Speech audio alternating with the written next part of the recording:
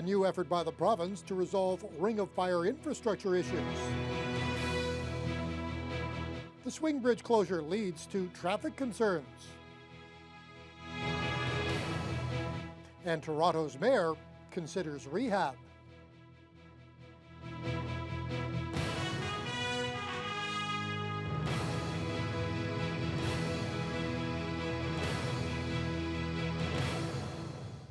Good evening and thank you for joining us. With development in the Ring of Fire currently on hold, the province today announced it was moving forward. Ontario Mines Minister Michael Gravel today called for the creation of a development corporation for Ring of Fire infrastructure. The news came as Premier Kathleen Wynne fired off a letter to the Prime Minister asking for matching funds to make the project possible. Dennis Ward reports. That we need to determine exactly what those infrastructure needs are, and we need to do it now. Minister of Northern Development and Mines Michael Gravel spoke with more urgency when announcing the Ring of Fire Development Corporation. He says different private sector interests have impacted the government's ability to move forward on the vital infrastructure. Different corridors and different modes of transportation are being proposed, but Gravel says they're all going to the same place. How can all the companies potentially work together and make the decisions on the best route moving forward? This is a bit of a log jam, and I think that inviting everyone to the table to have this discussion is very, very important. To form this corporation is very important. The province hopes to get the private sector, First Nations, and the federal government involved in the development corporation. Premier Kathleen Wynne sent a letter to Prime Minister Harper that in part says, quote, "We expect your government to come to the table with matching funds." Wynne puts that price tag for industrial infrastructure and all-season access roads in the range of $2.25 billion. I think the opportunity is for a public-private partnership where obviously all the partners in this corporation will have a significant role in terms of the investments moving forward. NOMA Vice President Ian Angus sees the Development Corporation as a good tool. NOMA has been calling for over a year now for the Government of Ontario to accept its responsibility to plan, own, operate, and finance the infrastructure for the Ring of Fire. And because it really is a public investment with a major public return. Cliffs Natural Resources are encouraged to see the province contribute to the planning and financing for the infrastructure. KWG Resources are delighted to have been invited to participate in the new corporation. However, the Matawa Tribal Council has had no response on the new partnership. Dennis Ward, TBT News. Meanwhile, the Minister of Northern Development calls reassessments of pulp and paper mills in the region a tough situation. Michael Gravel says the impacts are already being felt in places like Espanola and Dryden, where major budget restraints are underway. The City of Thunder Bay and Terrace Bay are also both locked in a battle with the Municipal Property Assessment Corporation. Mill owners in each community are trying to have their properties reassessed at values that is tens of millions of dollars less than right now. That will have a profound impact, according to Gravel, who says he wants to support communities and industry to find the best outcome. We want to continue to see investment by both forestry and mining sectors in Northern Ontario, but we also need to recognize in terms of the municipalities providing services to their citizens that they are very reliant on the property taxes that come from these companies. Gravel says he was personally upset by the decision of his longtime friend Mike King to step down as mayor of Terrace Bay over the issue, but he understands he was doing it on principle. Neebing Ward Councillor Linda Ridholm says she's worried about a potential increase in accidents at the corner of Highway 61 and Chippewa Road. The intersection has become extremely busy since the James Street Swing Bridge was closed after a fire 2 weeks ago. The situation is especially noticeable during rush hour, and although there haven't been any collisions reported yet, Ridholm says she's heard about a lot of close calls. Our cameras captured one of them as a driver merging onto Chippewa Road failed to yield to another vehicle coming at high speed. Ridholm is urging the OPP and the MTO to consider putting warning signs around the intersection, and she wants drivers to use extra caution as well. With the increase in traffic, especially at the beginning of the day and near the end, any driver coming here should be driving more cautiously. It is much more busy here than it used to be. So I'm hoping that at least warning signs will be put up. So if it takes months to get that James Street Bridge fixed, we don't know how long it's going to take.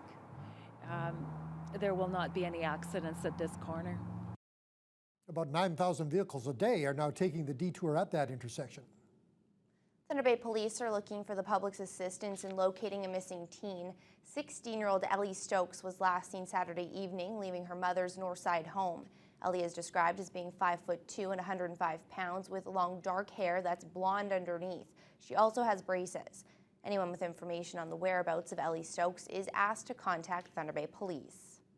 MP John Rafferty is using the arrival of Remembrance Day to push the Harper government to reverse its decision to close several Veterans Affairs offices, including the one here in Thunder Bay.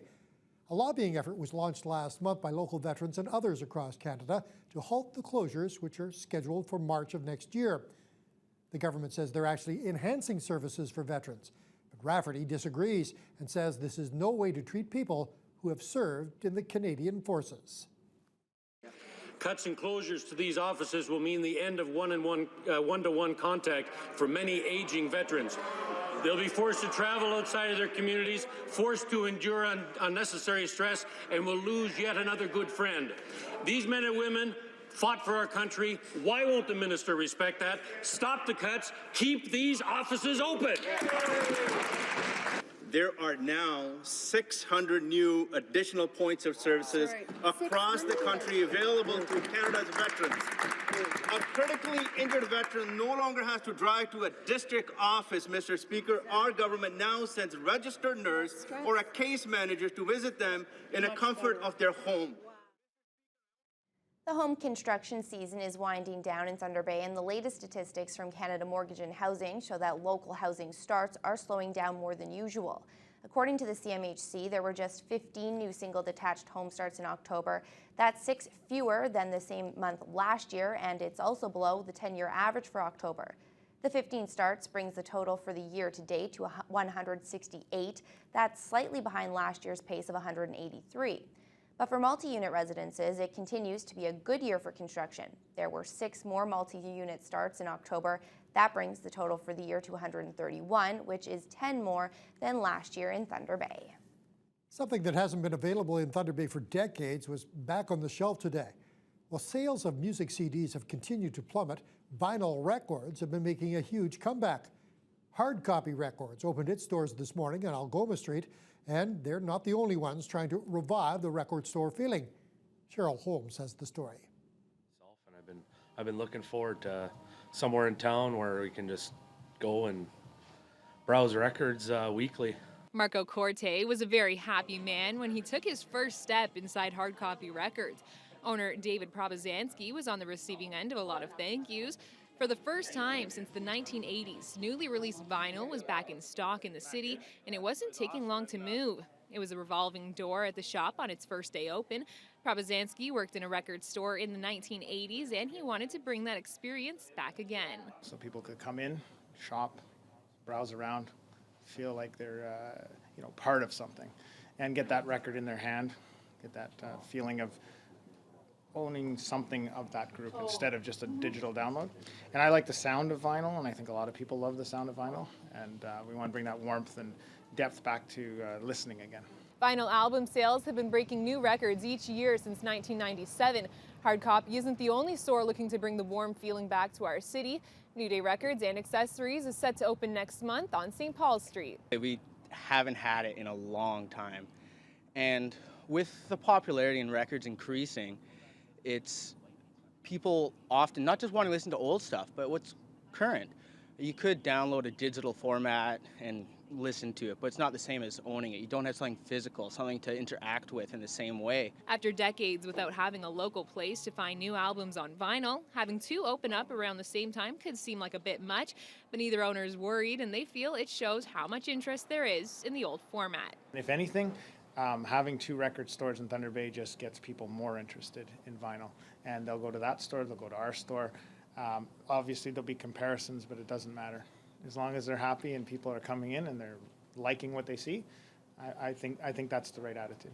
Cheryl Holmes, TBT News.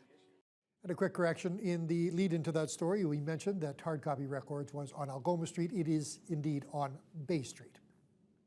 A Thunder Bay author is up for a prestigious national award. Jean Penzawal has published 8 picture books for kids over her 15-year writing career. Her latest book, titled Once Upon a Northern Night, is on the shortlist for a Governor General's Literacy Award. The book is a lyrical lullaby and tells the story of overnight activity in a northern location. Penzawal describes it as a quiet story, perfect for bedtime. She says the book has received a couple of starred reviews in literacy journals in the United States. It's also going to be translated and published in 3 other languages. 2 of the Thunder Bay natives' previous books received nominations for illustrations, but this is the first time she's been nominated in the children's literature text category. For me, it's an opportunity to express myself artistically. This book, the text in this book is actually very visual in its presentation, and I love to draw in the different elements and the different senses, and to try and draw my reader into feeling an emotion through the story and to connect with what's happening in the book. Recipients of the award received $25,000, and the winners will be announced on Wednesday night. Penzawal is hosting a special reading from the new book tonight at 7 o'clock at the Mariners Hall on the waterfront. She's also doing a book signing tomorrow at Chapters from 1 to 4 o'clock. We've all seen those celebrity roasts on TV, pitting comedians and actors and others against famous people. But what happens if you change the main stage to Thunder Bay? The Easter Seals held their 11th celebrity roast in Thunder Bay at the Valhalla Inn last night. 350 people were in attendance to watch 2 volunteers, Bruno Niederer and Roberta Sachin, stand up in front of the crowd and get roasted. Over the past 10 years, the event has raised $400,000 in support of children and youth with physical disabilities in our city. Places all over Ontario hold events like this to raise money, but Thunder Bay is the only one with a roast-style evening. The president of Easter Seals Ontario, Carol Lloyd, came to the event and was delighted at the effort here in Thunder Bay. I would just like to say is to thank the community for their ongoing support. We wouldn't be able to do what we do if it wasn't for the support of the community in Thunder Bay, who are very committed and obviously very supportive of the children and youth with physical disabilities that need this assistance. So thank you. This year's event is set to bring in an estimated $50,000, along with the proceeds of the silent auction that runs during the show. Some Thunder Bay muscle men celebrated their efforts with a big check presentation today. The proceeds from the Ontario Strongest Man competition held in the city this summer have been collected, tallied, and handed over to the Thunder Bay Boys and Girls Club. The competition was brought to our city for the first time ever back in June. It featured a dozen of the strongest men from across the province competing in various feats of strength. The event was held as a fundraiser, and all the proceeds were collected and donated to Thunder Bay's Big Brothers Big Sisters. All in all, the strong men were able to raise $4,000 for the local organization. You know, when you look at the sport of strongman, kids love the sport. They love to see the big guys, you know, doing well. It's something exciting for them. And as a father of 4, you know, any sort of charity that works with kids or gives back to the community is something that I'm personally interested in and I can align with. So it was a good fit in that way. Also, again, these guys just really wanted to help a good children's charity, and we're obviously in need as a nonprofit of any support from the community that we can get. We can do more activities for the children by purchasing more supplies, whether it be like a craft night, a movie night. We host a Christmas party every year for the children and youth in our community-based programs. So this allows us to be able to provide those supplies so that the kids and the adults can have a good time together. Thunder Bay Big Brothers Big Sisters serves nearly 300 at-risk children and youth in community and school programs in our city. Plans are already in place to make next year's Ontario Strongman competition in our city even bigger and better.